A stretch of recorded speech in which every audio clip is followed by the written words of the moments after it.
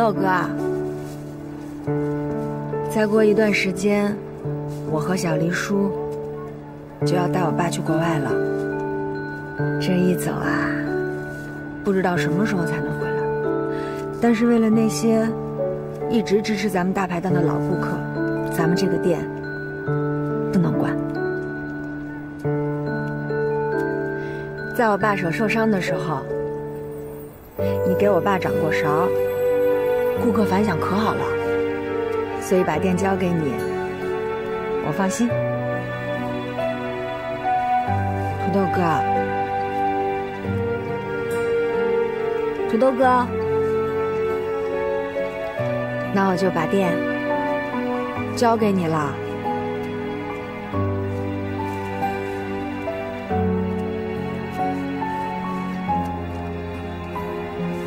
小雅，你跟叔叔去国外了，不会不回来了吧？我们怎么可能会不回来呢？只是时间长短的问题。我们不在的这段时间，你一定要好好干，千万不能把咱们临界大排档的招牌给砸了。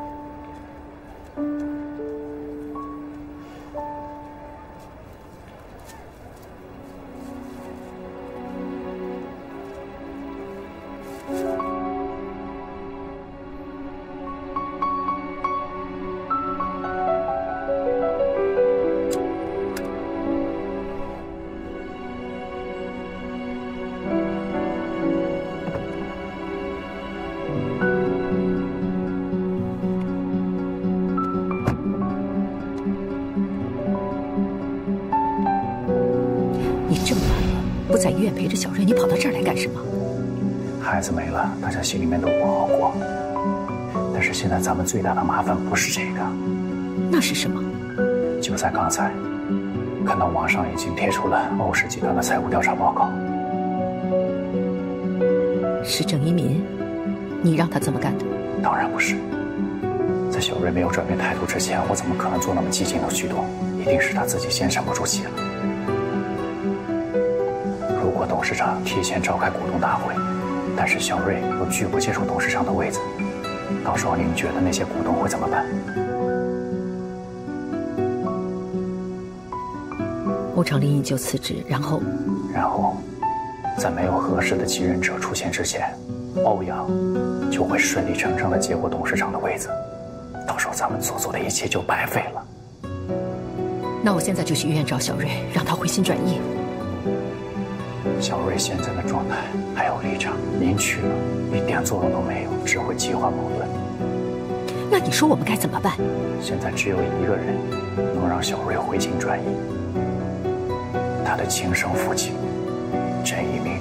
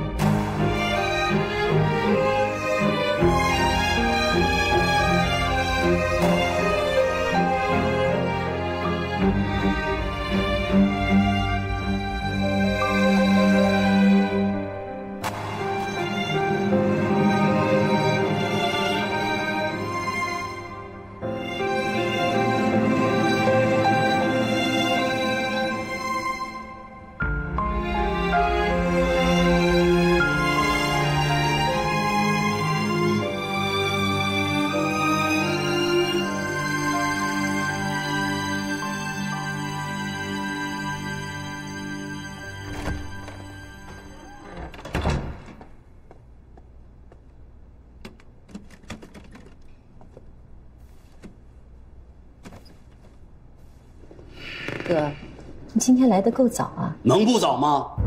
在你给我转让股权时，其实你早就知道今天会发生这样的事儿吧？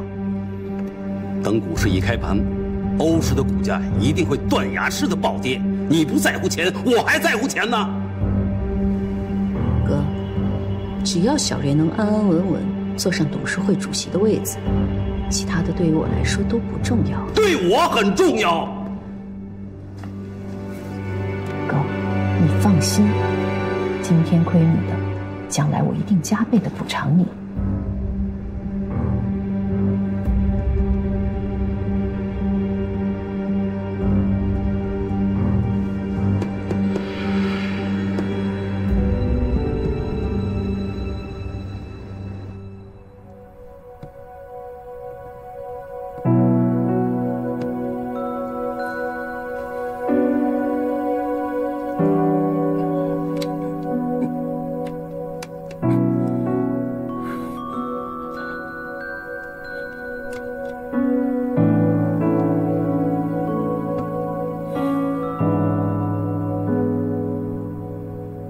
到底怎么回事？我妈不是说您出车祸去世了吗？这到底怎么回事？这些年您去哪儿了？您为什么现在才出现？您为什么一直不来找我呀？你们全都瞒着我，为什么？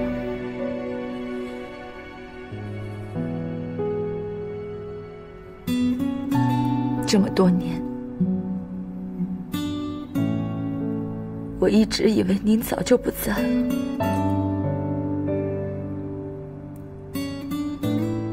我不敢去问我妈，当时究竟发生了什么事情，是什么时候，在哪儿出的事。我只能把您消失的那一天当做您的忌日。可您知道，那天是我的生日。我从那天起再也没有过过一次生日。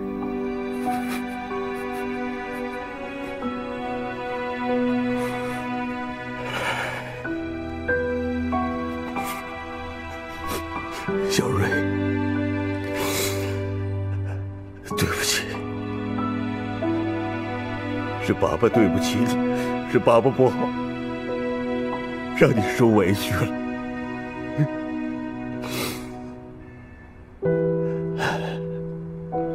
你千万不要怪你妈妈，她做的没错，是爸爸做的不好，爸爸做了错事。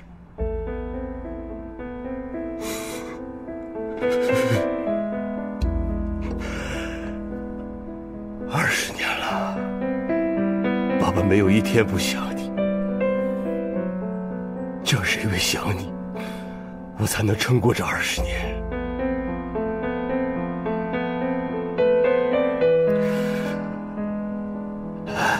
可是现在，你已经完全不一样了。你是欧长林的女儿，你管理这么大个公司，你现在是有身份、有地位的人。而我呢，只是一个刑满释放、一无所长的劳改犯。我当然没脸见你，更不想因为自己的突然出现，打乱你现在的生活。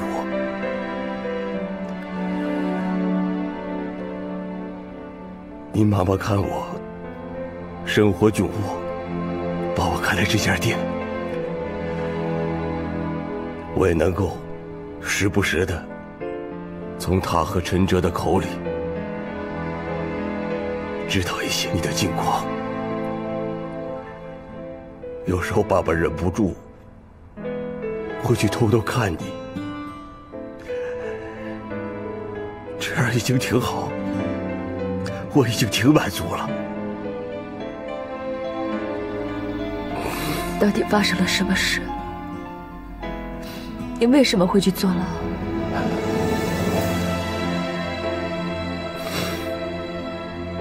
因为偷税漏税的事儿，我被当年一个好朋友告发了。这个好朋友就是你后来的养父欧长林。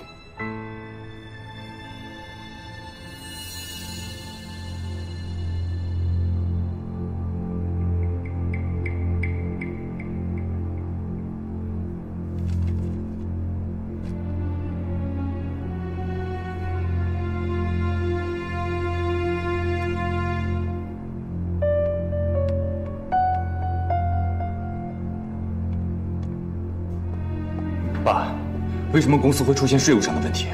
这件事到底跟您有没有关系啊？一会儿我会向所有的股东原原本本的说清这件事情。你放心吧。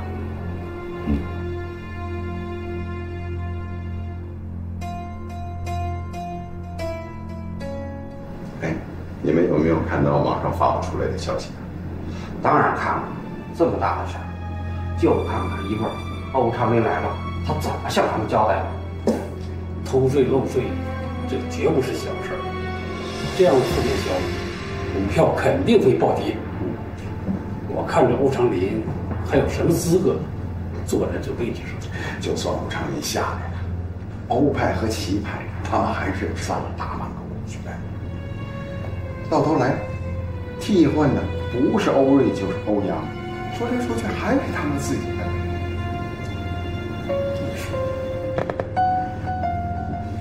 我听说，欧瑞自打回来云以后，越来越少处理公司的事务了。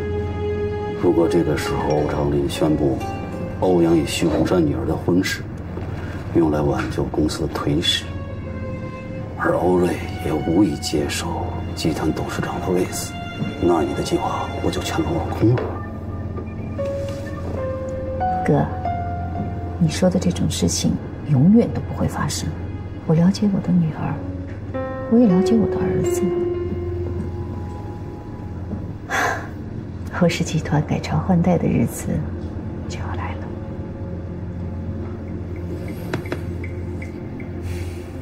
但愿吧。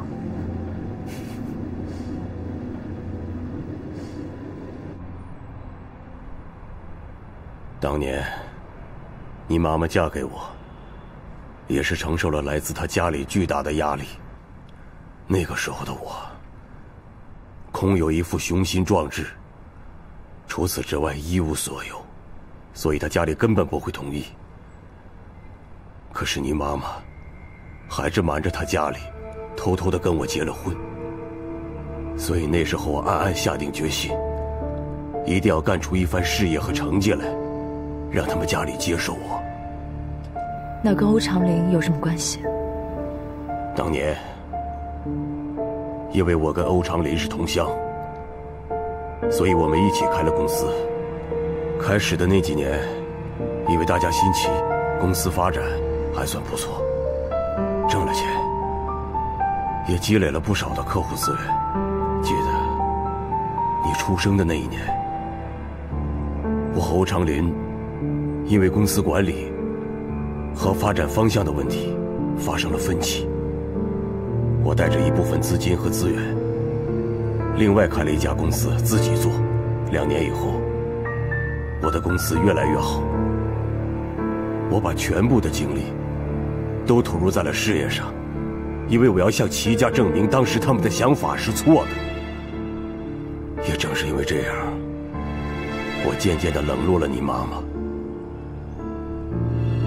后来，在一个项目的招标会上，我跟欧长林成了直接的竞争对手。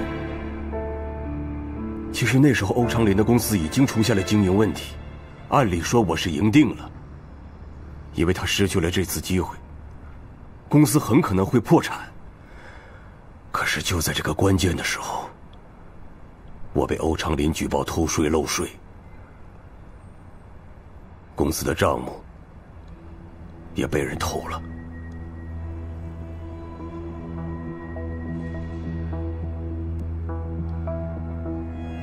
是，我确实错了。可是欧长林呢？他敢说他的公司就清清白白，一点问题都没有吗？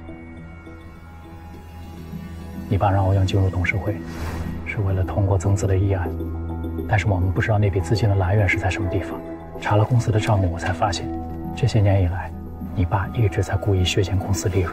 他把一部分的钱转进了一家在巴拿马注册的外资公司户头里边。他这么做既可以避税，又可以拥有一笔随时可以调动的巨额资金。你记不记得那天晚上，我们在你家商量怎么救欧阳的时候，你爸用了1个晚上去调动了3000万的美金。我怀疑那笔钱的来源就是在这儿。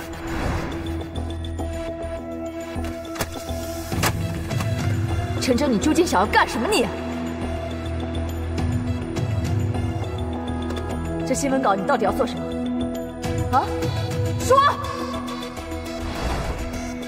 所以网上关于欧氏集团偷税的消息是您发的？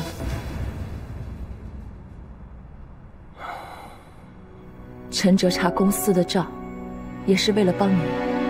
没错，他是帮了我，但也是帮了他自己。当年欧长林举报我公司偷税漏税，我现在只是用同样的方法让他偿还亏欠我的东西。小瑞，我和陈哲还有你妈妈都计划好了，你妈妈和你大舅同进同退，只要偷税的事情暴露出来，其他的股东一定会人心惶惶。在这个关键的时候，你一定要站出来，接任欧氏集团董事会主席的位子。这不仅是你想要的，也是爸爸想要的。哎，要不是当年欧长林阴险使诈，把我踩在脚下，也绝不会有欧氏集团的今天。我要让他为当年的所作所为付出代价。小瑞，你听爸爸的话，20年，欧长林剥夺了我20年养育你、照顾你的权利。你叫郑瑞，你不姓欧，欧长林才是我们郑家最大的仇人。你现在就替爸爸把欧氏集团从欧长林的手里夺回来，好不好啊？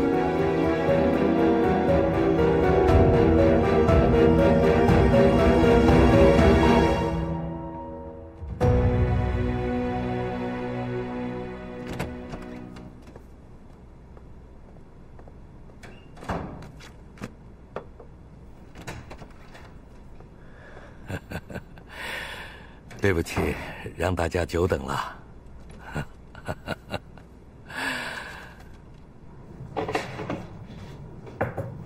会议开始。董事长，在会议开始之前，我觉得你有必要跟大家伙解释一下，关于网上流传的欧氏集团偷税漏税的问题。这也是我们全体股东最关心的问题。今天会议的主要议题，就是想给诸位说明一下网上所传的欧氏集团税务方面的一些问题。原本我是想放在后面去讲，不过既然你问到了，我可以现在就开诚布公地告诉大家，网上所传的并非谣言，而是事实。真偷税了。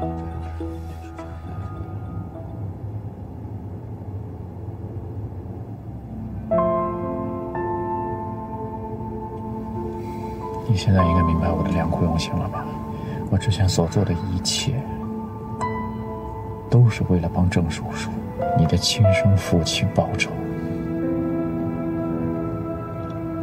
当我知道欧长林用那么卑鄙的手段害得他入狱，害得他妻离子散，害得你们俩父女20多年都没有见面，你知道我多为你心痛吗？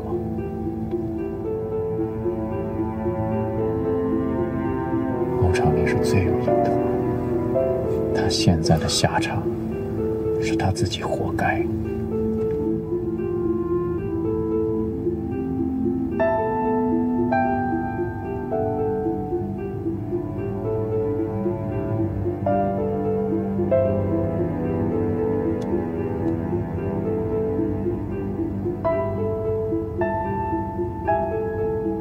咱们不闹了啊！你知道我多爱你，我已经把我所有能做的一切都做了。欧长林现在已经在垂死的边缘了，那些股东会把他生吞活剥。只要你出现在股东大会的现场，只要你接过董事长的位置，一切就大功告成了。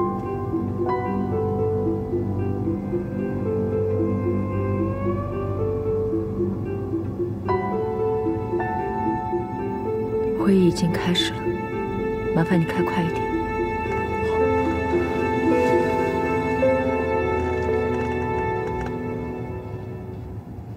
你作为欧氏集团的董事长，竟然瞒着我们做出这种事儿，你损害了我们所有股东的利益。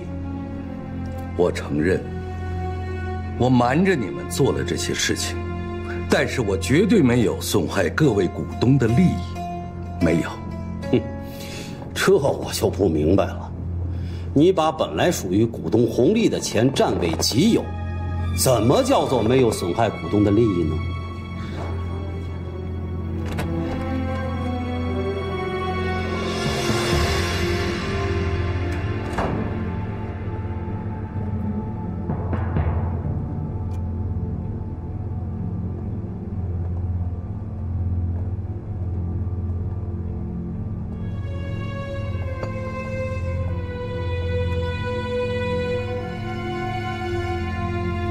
您继续。我就刚才所说的事情，我来解释一下。5年前，欧氏集团上市前夕，曾经有过一笔来自海外数额巨大的投资，而正是这笔投资，令集团的现金流充盈。如此利好的消息，令集团上市后的股价一路飙升至发行价的400%。我要说的是，这笔投资正是来自我当年从欧氏集团转移走的钱。试问在座的每一位股东，你们不都是股价飙升的受益者吗？我这么多年所做的一切，都是为了欧氏集团的发展和在座各位的利益呀！那你也涉嫌偷税漏税，给欧氏集团造成了极坏的影响，这你总没得辩驳吧？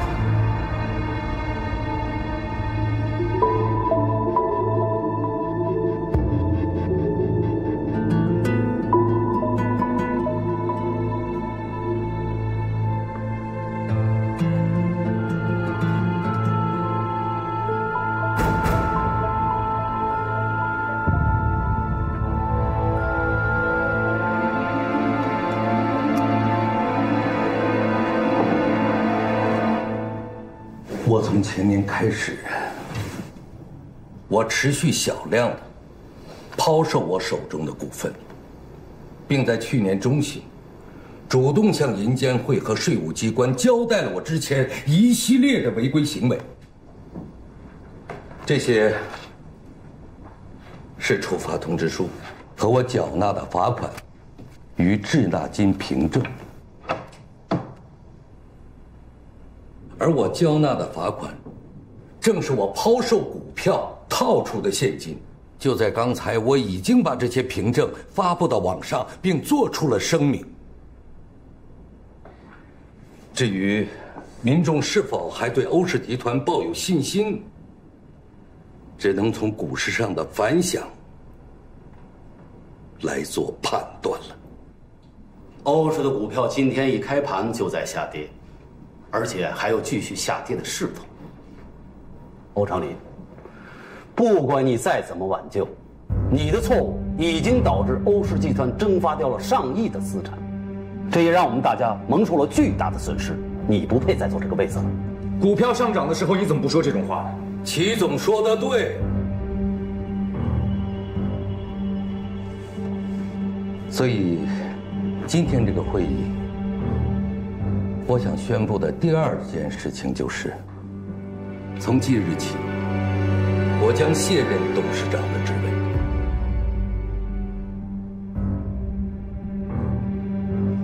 这份辞呈是我在股东大会前刚刚签署的，但辞职这件事，我其实早有打算，因为我的身体原因，我查出淋巴癌，如今已是晚期了。我的身体状况已经不允许我再管理公司了。对不起，一直没有告诉你们。我怕因为自己身体状况导致集团受到影响，所以我希望在我卸任前重新选出欧氏集团的新的领导人。在此，我提议，董事长的位子就由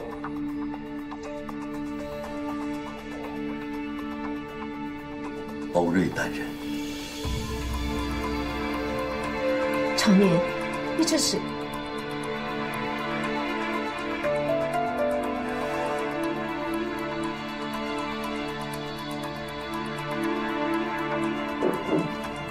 我同意。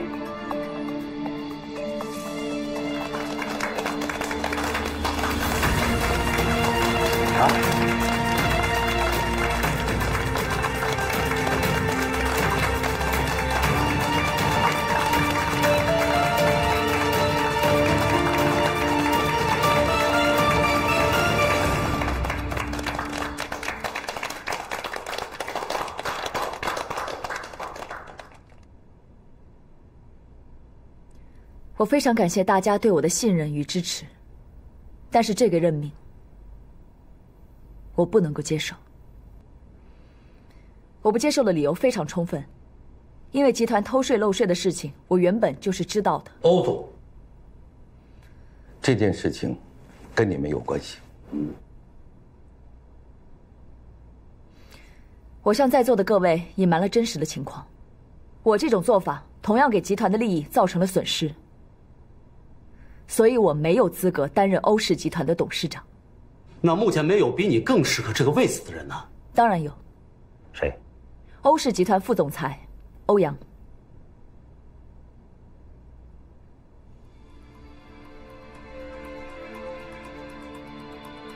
欧阳是比我更适合的人选。之前在新品发布会上，欧阳的能力，我相信各位已经是有目共睹的。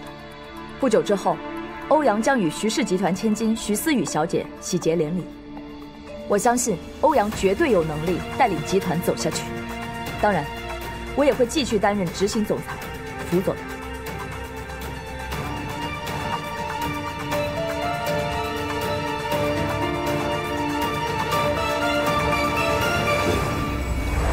过2天，小瑞妈妈可能会主动联系你，向您无偿出让3%的股权。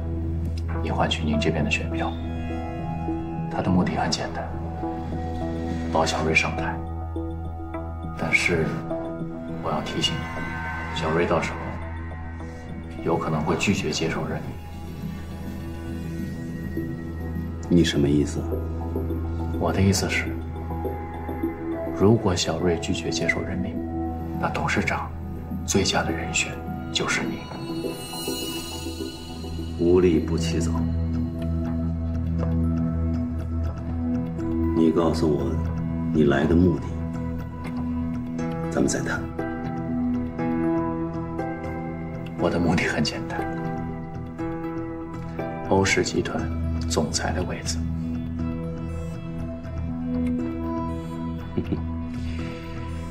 年轻人很直接呀。舅舅，您想，当年如果不是您出资帮了欧长林一把，怎么会有欧氏集团的今天呢？欧家人掌权的时间太久了，是时候该改朝换代。如果您帮我坐上了总裁的位子，我就是您的人。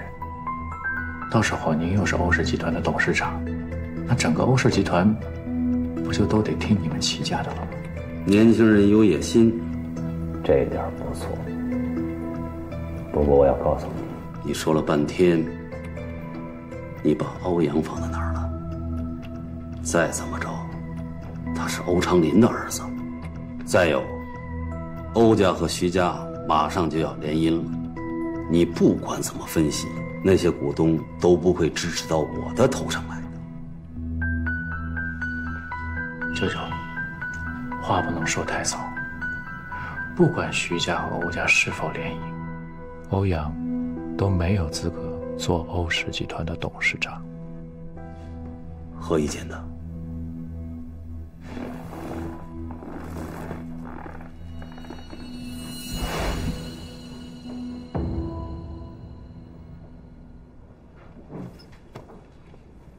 你说欧阳能带领集团继续走下去？我看不尽然吧。欧阳，我问你，之前你和那秘书林美雅都到了谈婚论嫁的地步了，为何突然分手了？啊？你能告诉我吗？诸位想知道为什么吗？因为林美雅就是欧长林的私生女，林美雅和欧阳就是同父异母的兄妹。这个林美雅还有一个双胞胎姐姐，叫杜若楠。更甚的是，这个杜若楠竟然在泰国还坐过牢，是个坑蒙拐骗、无恶不作的小太妹。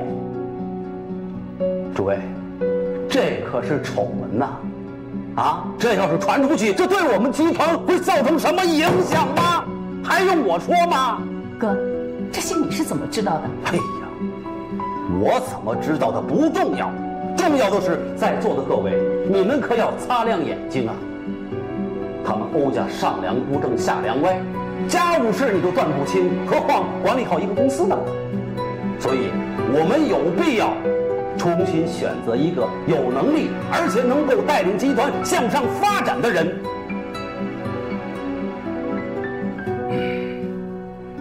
鄙人自荐，我岐山任欧氏集团董事长。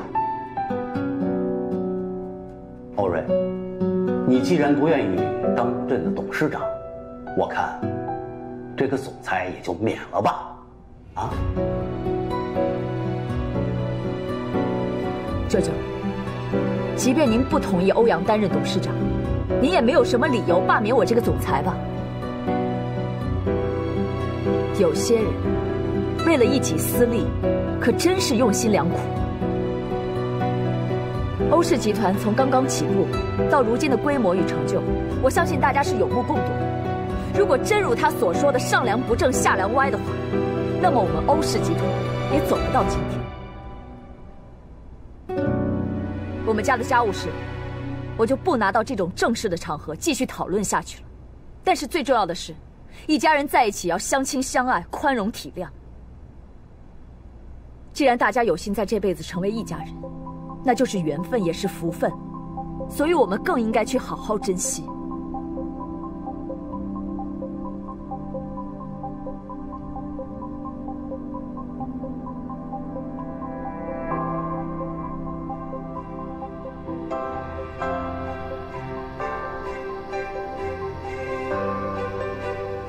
在座的各位也一样，大家有幸聚在欧氏这个大家庭里，我们更应该各司其职，共同进退，摒弃私利。只有这样，我们这艘大船才能够航行得更稳、更远，大家才能够达成共赢。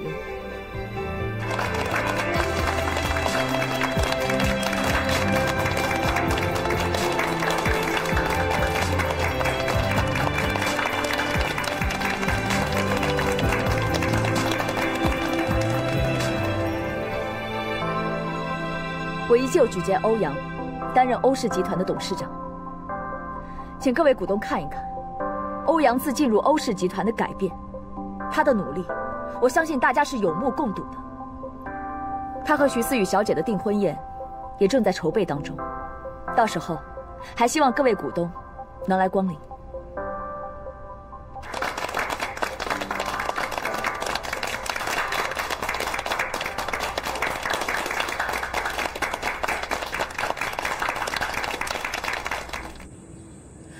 就别担心啦，你们家的这些旧家具，我哥已经找好地儿给你妥善安置了。到时候我哥就派人把他们全都搬过去。你放心，等林叔醒过来，保证一样东西都不少，一丝灰尘都不留。妹妹，那我们今天就不要麻烦小丽叔了，我这些行李都是小件，咱们俩自己搬过去就行了，就别等他了。那可不行，我哥特意交代了，一定要亲自送你过去。别着急，他一会儿就到了啊，咱们再等一会儿。哦，我刚才还没跟你说完呢，就他们俩就把我一个人扔电影院跑了。等我再发现的时候，人都没影儿了。我就想啊，就算我追出去了，也找不着他们了呀。索性我就把电影给看完了，还挺好看的。你说我要不看完，多浪费我那3张电影票钱呀，是吧？是，妹妹，你以后可千万不要再去做这样的傻事儿。我心里咽不下这口气呀！什么早晨醒来发现你和阳光都在，不要脸！对不起啊，你看我这张臭嘴，你就当没听见啊。没关系的，那条朋友圈我也看见了。你看见了？徐思雨没屏蔽你啊？那他就是特意发给你看的呗。哎呀，我真是替你气不过。好了，你也别生气了。我现在是欧阳的妹妹，他感情里面的任何事情和我都不再有任何关系了，所以我也没有权利和资格去追问什么。你就别再为了我去做这样的事情。